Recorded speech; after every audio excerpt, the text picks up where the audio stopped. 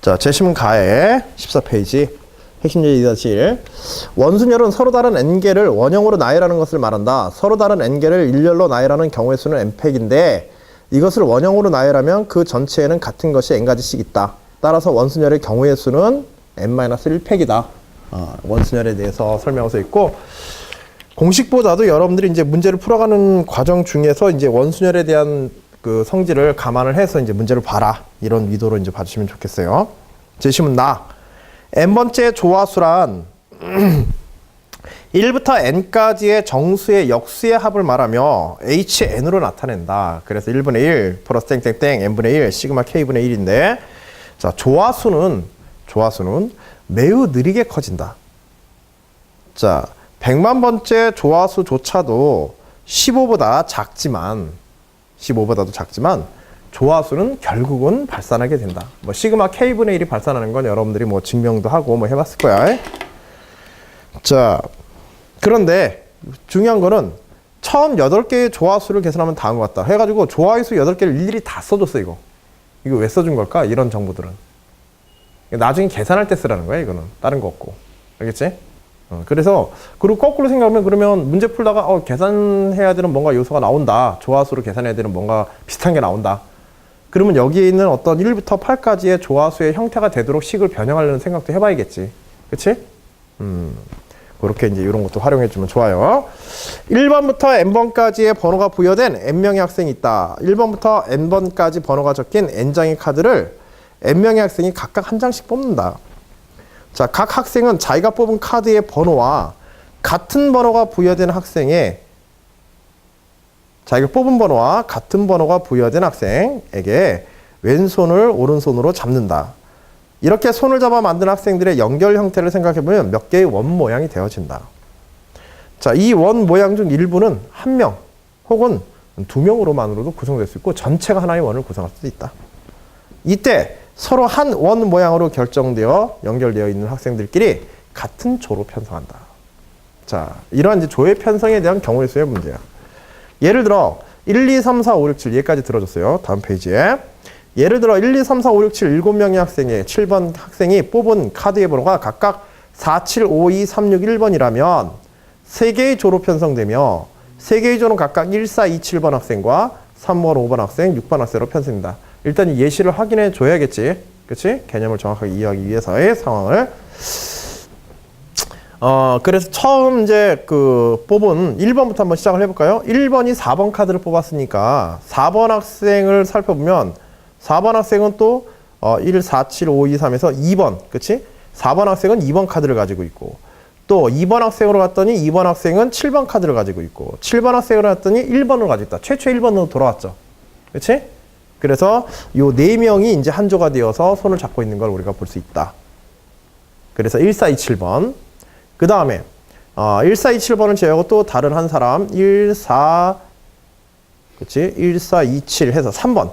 자, 3번 학생은 이제 빠져있는 학생을 중심으로 보면 3번 학생은 5번 카드를, 5번 학생은 6번 카드를, 그치? 그리고 6번 학생은 5번 학생은 3번 카드를. 그래서 3번과 5번은 맞들고 있네요, 카드를. 그래서 둘이 이제 한 조가 되겠죠? 마지막에 6번 학생은 자연스럽게 남은 자기 자신에게 혼자서 조를 이루게 된다. 자, 이런 규칙을 이제 설명해주는 예시였어요. 자, 문제 1. 편성된 조가 한 개가 될 확률을 구하시오. 편성된 조가 한 개가 될 확률을 구하시오.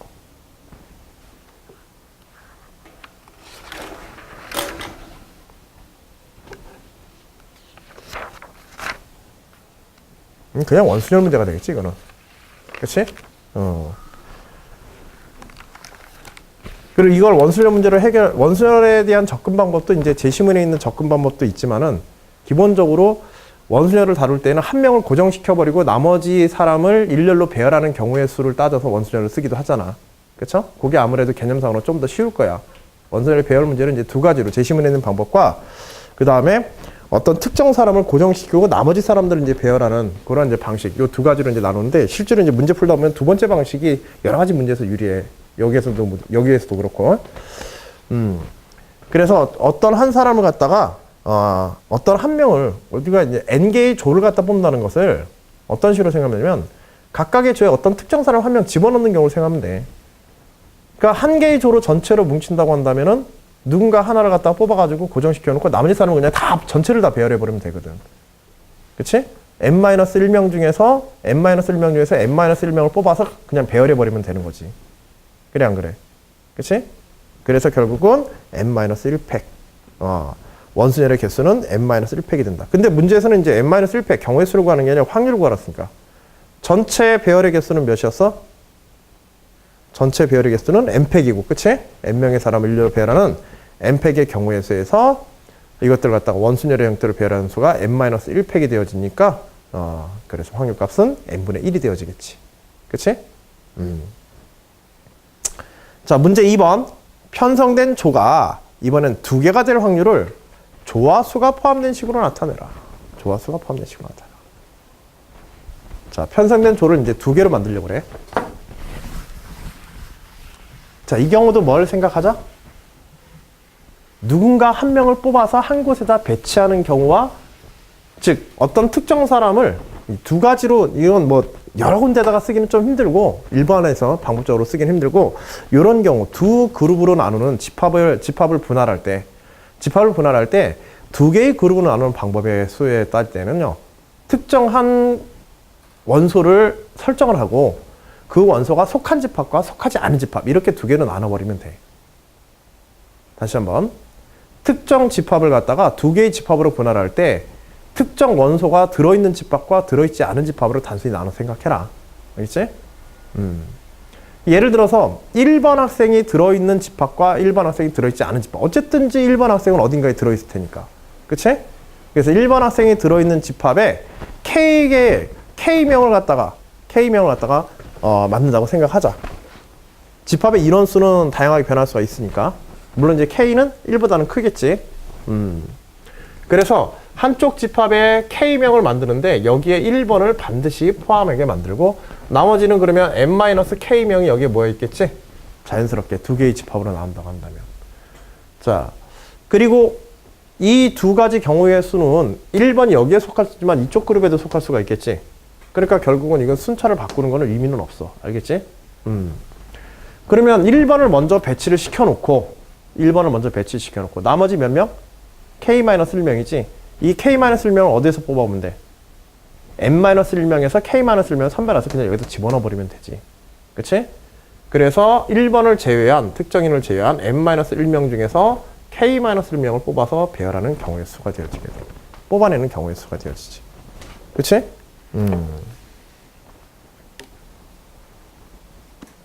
그 다음에 나머지 두 번째 경우, 이쪽에 그러면 속하는 경우들은 나머지 사람들이 여기에 이제 다 배열이 되겠지. 그치? 그렇게 하면서 이제 이 조의 K의 값이 어떻게 돼야 돼? 이렇게 되면서 K의 값이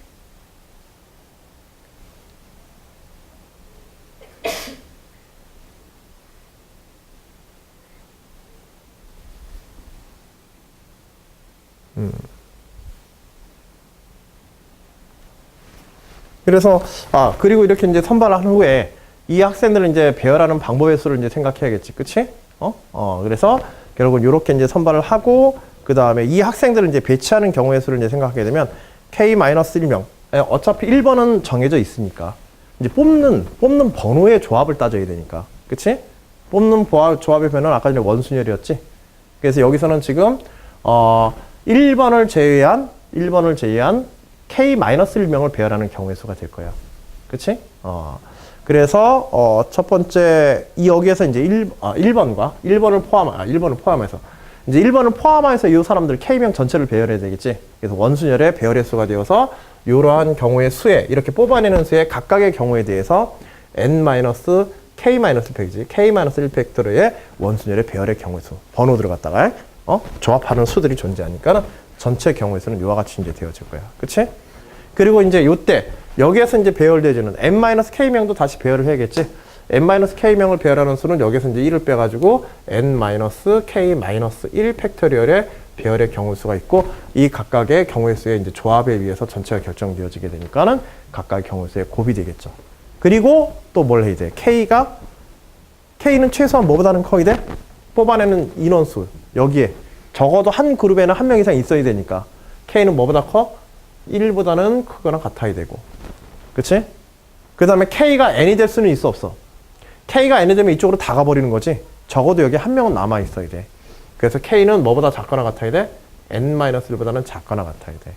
자, 요거는 왜 필요해? 왜냐면 요 K의 수에 대해서 여기에 몇 명이 들어가는 경우, 몇 명이 들어가게 되는지를 갖다가 다 경우의 수로 더해야 되기 때문에. 그치? 그래서 여기에 시그마 K 이퀄 1부터 N-1까지의 시그마로 이렇게 계산이 돼야 돼. 간혹가다 저런 계산들이 나와서 좀 복잡하게 만드는 경우들이 있지. 응? 그리고 이제 요 값들을 이제 계산해서 컨비네이션으로 쭉 정리해서 이제 정리만 해보게 되면 시그마 K 이퀄 1부터 N-1까지 N-K분의 N-1 팩토리얼 하고 이렇게 식이 정리되나. 이건 계산식 써가지고, 정리하게 되면. 자, 근데 문제에서 마지막에 조화의 수로 이제 정리하려는데 이건 문제가 이제 그렇게 좀 특별하게 만들기 위해서 한 건데 여하튼 이제 문제 요구사항으로 마무리를 해보면은 얘를 이제 조화의 수로 정리한다고 하는 거는 일단 요 시그마를 풀어봐야겠지. 그치? 시그마를 풀어서 나열해봐야 조화수는 그 역수들의 합으로 되어 있으니까. 그쵸? 이 시그마를 이제 풀어서 우리가 살펴봐야 될 거야. 규칙성들을. 그래서 N-K에 대해서 어차피 N-1팩은 공통인 상수니까 N-1팩 하나 끄집어내게 되면 K 이퀄 1부터 1 대입하면 N-3, 2 대입하면 N-2, 그 다음에 3 대입하면 N-3 이렇게 쭉 가겠죠. 그리고 마지막에 N-1까지 대입하면 1이 되지. 그럼 결국 조화의 수의 합으로 되어 있는 거. 순서가 이제 역으로 되어서 조화의 수의 합으로 이렇게 되어 있는 걸 우리가 확인할 수가 있어. 그래서 N-1분의 1에서부터 땡땡땡땡 플러스 1분의 1까지로 이렇게 마지막에 N-를 집어넣을 때 1이 나오니까 1분의 1까지로 결국 요 경우의 수라는 걸 N-1팩에 그치? H N-1 이렇게 되겠네요. 그치? 1분의 1에서 N-1분의 1까지의 합이니까 그렇게 해서 이제 표현이 끝나게 돼요. 자, 문제 3번. 이번에는 8명의 학생을 전체 8명 N 이퀄 8일 때 8명의 학생을 위와 같이 조 편성할 때 이번에는 1개 조나 2개 조가 아니라 3개 이상의 조로 편성의 확률을 구하래. 그리고 그리고 이것도 이제 확률로 계산해야 되니까 나중에 이거 뭘로 나눠줘야 돼? 확률 계산할 때는 전체 경우의 수, 그치? 전체 사람들을 배열하는 수는 문제 1번에서 같이 똑같이 N명이 되겠지. 그래서 확률로 계산하게 되면 N으로 나누어서 이제 확률식으로 나타내줘야겠지. 적극적으로 해. 자, 3번. 8명의 학생을 위와 같이 조 편성을 할 때 3개 이상의 조로 편성의 확률을 구하시오. 왜 1번하고 2번하고 했는지가 3번에 나오지. 그치? 3번의 확률은 어떤 걸 뺀 거야? 전체에서? 이제 확률의 특징이죠. 확률에서 하면 이런 원칙들 그냥 간혹 나오니까. 한 명으로 전체가 한 조인 경우와 전체가 두 조로 나눠지는 경우를 모든 경우의 수에서 빼버리면 되죠, 이거는. 그치? 그래서 1 마이너스 문제 1의 확률 플러스 문제 2의 확률. 그쵸? 거기에다가 N 대신에 우리 8 대입해주면 돼. 그리고 두 번째 요거 2번 계산할 때 N 대신에 8 대입하면은 H7을 계산해야 되지. 그치? 그 H7 계산 대신에 제시문에 있는 H7을 값을 그대로 대입해서 계산해서 마무리해주면 되는 거야. 알겠지? 그래서 제시문에 있는 그 값의 식이 나와 있는 거고. 자, 요거는 따로 계산하지 않고 바로 넘어가도 되겠죠?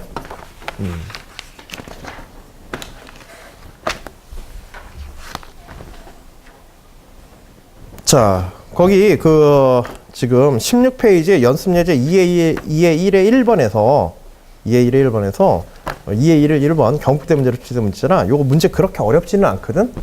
문제 뭐 간단한 문제인데 문제 조금 간단하더라도 요 문제는 꼭 한번 풀어보세요. 알겠죠? 특히 이제 2번 문제 다룰 때, 2번과 3번 다룰 때 여러분들 좀 신경 써서 한번 좀 접근을 해보셔야 되고,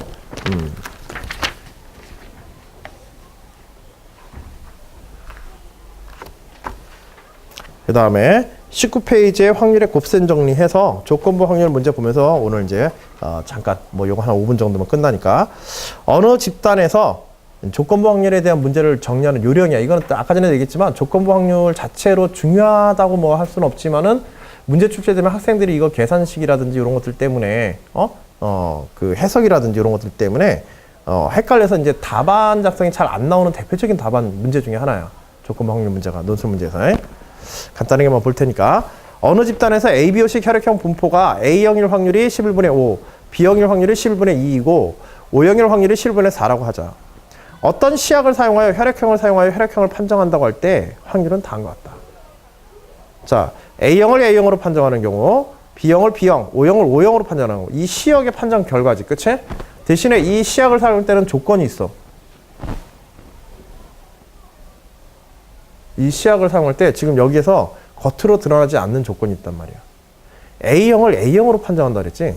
그러면 이미 뭐가 전제가 돼 있는 거야? A형 사람들을 갖다 놓고 시약을 실험한 거야. 그래야만 이 결과를 알 수 있지. 그래 안 그래? 그러니까 여기서 나오는 확률들은 그냥 확률이 아니라 일반적인 확률이 아니라 뭐야? 이게 다 조건부 확률이야 지금. 그거 파악하는 게 제일 중요해. 알겠지? 그래서 A형을 A형으로 이 시약에 판정한다는 건 이미 A형 혈액을 갖다 놓고 검사해야만 이 확률을 얻어낼 수가 있거든. 그치? 그래서 이 조건부 확률 문제와 같이 이런 식으로 이제 표현되어져 나오는 조건의 나열들로 나오는 경우들이 많아. 배경 조건으로서.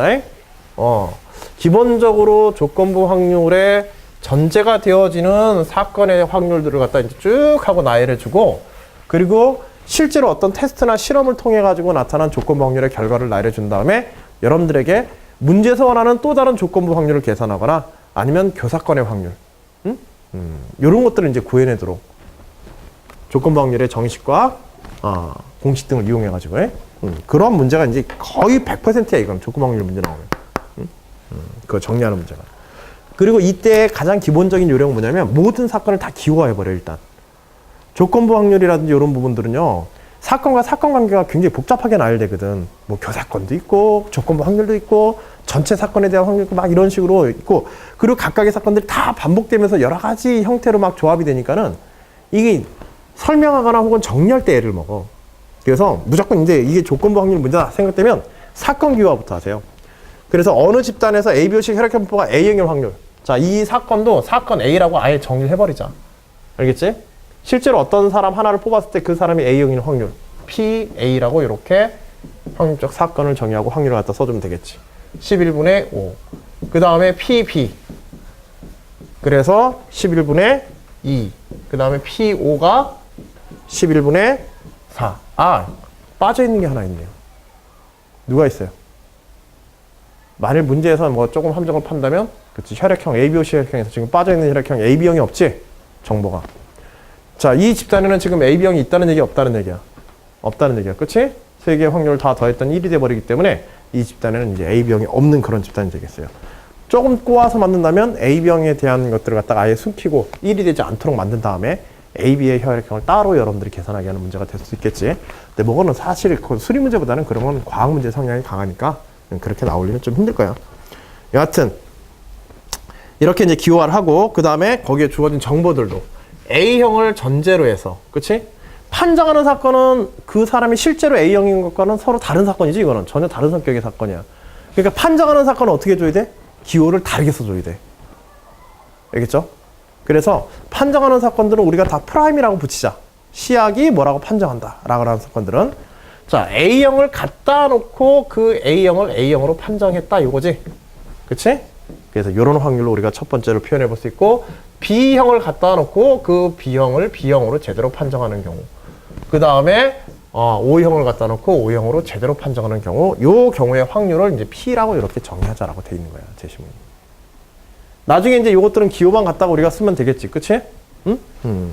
그 다음에 A형을 B형으로 판정하는 경우, A형을 B형으로 판정하는 경우, 그 다음에 O형을 B형을 O형으로 판정하는 경우, B형을 O형으로 판정하는 경우, 그 다음에 O형을 A형으로 판정하는 경우 해서 이것들은 1-P의 제곱으로 이렇게 주어져 있고, 그 다음에 세 번째, 그 다음에 A형을 O형으로 판정하는 경우, A형을, 그치? A형을 O형으로 판정하는 경우, 그 다음에 B형을 A형으로 판정하는 경우. 좀 귀찮아도, 그 다음에 O형을 A형으로 판정하는 경우, B형으로. O형을 B형으로 판정하는 경우. 자, 요 사건의 확률들은 P-P의 제곱으로 이렇게 조건들이 주어집니다. 이 집단에서 이번엔 임의의 한 사람을 뽑았어. 그리고 혈액형을 판정할 때 다음 물음에 답하여라. 자, A형으로 판정할 확률과 이미 어떤 사람을 뽑아서 시약을 검토를 했는데, 그러니까 이 전제를 그대로 쓰면 돼, 안 돼? 안 돼. 왜냐면 얘네들은 A, B, O를 다 알고 있는 상태에서 지금 이거 실험한 결과거든. 근데 지금의 사람은 누군지 모르는 상태잖아. 그치? 모르는 상태에서 시약을 판정하기 때문에 거꾸로 A형으로 판정할 확률과 B형으로 판정할 확률을 각각 구하여라. 어떤 의미의 사람을 A형으로 판정할 수 있는 확률과 이 시약이 A형으로 판정하는 확률과 그 다음 B형으로 판정할 확률.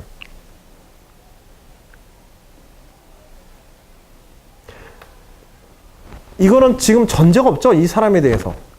그치? 이 사람에 대해서는 전제가 없단 말이야.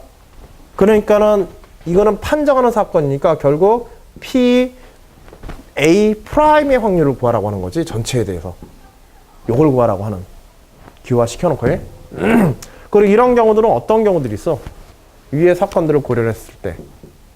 이거는 전체에 대한 사건이기 때문에 주의할 거. 전체에 대한 사건은 반드시 그것의 사건별로 나열하여서 사건의 합으로 표현할 때는 이 사건의 합들도 나머지 사건 확률의 합들도 다 전체를 모집단으로 해서 확률들이 나열되어 있어요. 무슨 얘기냐면 교사건 항상 이럴 때 헷갈리는 게 교사건과 조건부 확률이야.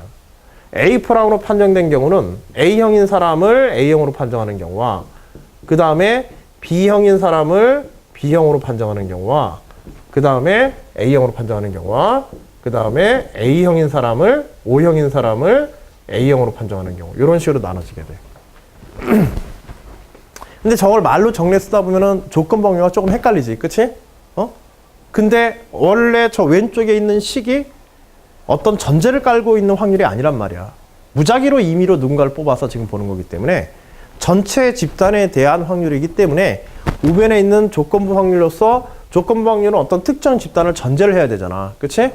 그러면 얘네들은 특정 집단을 전제를 하면 돼, 안 돼? 안 돼. 전체가 왼쪽이 특정 집단을 전제로 한 게 아니라 전체 집단을 전제로 하기 때문에. 알겠지? 그래서 여기서 나열되어지는 교사건들의 수는 반드시 전체 집합에 대한 이런 교사건으로 나열돼야 돼. 그래서 이걸 계산하기 위해서 이제 뭐가 필요한 거야?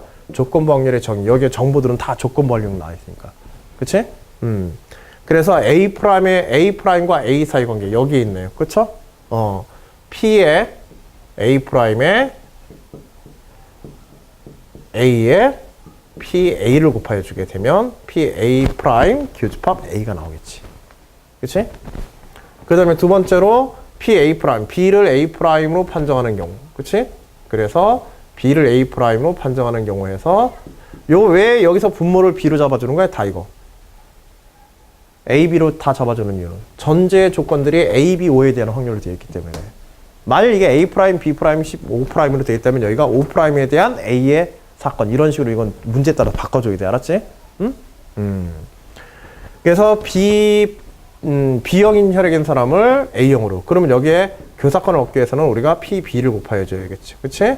그 다음에 PO를 곱하여 주고 PA 프라임 그치? 바 5를 갖다가 각각의 사건에서 가져다가 PA 바 A는 이건 P고 그 다음에 A 바 B는 어딨나? 그치? 여기 있네요. 그래서 P 마이너스 P의 제곱이고 그 다음에 A 프라임 O의 경우에는 여기에 들어있네요. 그래서 1 마이너스 P의 제곱으로 이렇게 계산될 거야. 그리고 각각의 실분의 5와 실분의 2, 실분의 4를 갖다 우리 대입해서 계산해주면 결과가 나오게 되는 거예요. 알겠지? 이 조건부 확률 다루는 요령이다. B의 경우에도 이제 마찬가지로 하면 되고. 그 다음에 문제 2번 봐봐. O형으로 판정이 나왔을 경우에 실제로 O형일 확률을 구하라. O형으로 판정이 나왔을 경우에 실제로 O형을 구하라. 이건 뭘 구하라는 거야?